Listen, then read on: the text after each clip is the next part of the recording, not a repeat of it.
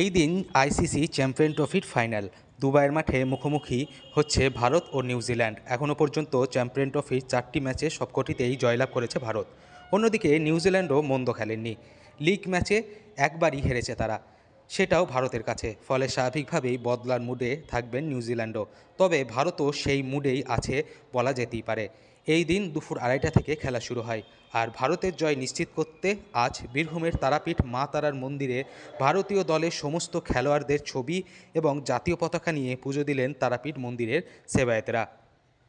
আজকে আমরা সেবায়েতের উদ্দেশ্য থেকে সেবায়েতের পক্ষ থেকে আজকে যেহেতু চ্যাম্পিয়ন্স ট্রফির ফাইনাল, সেই জন্য আমরা সমস্ত ভারতবাসীর পক্ষ থেকে আজকে যাতে ইন্ডিয়া আজকে জেতে সেই উদ্দেশ্যে আজকে তারামার কাছে আমরা সমস্ত দেশবাসীর পক্ষ থেকে আমরা আজকে পুজো দিলাম, যাতে আজকে ফাইনালটা খুব সুন্দরভাবে খেলা হয় এবং আমরা প্রত্যেকটা ভারতবর্ষী উপভোগ করে, এবং যেটা আমরা বিশ্বকাপ জিততে পারিনি কিন্তু আমরা চ্যাম্পিয়ন্স ট্রফি জিতে আমরা এটা প্রমাণ করবো আমরা সবার সেরা। কি নাম আপনার? আমার নাম মান্তু চক্রবর্তী।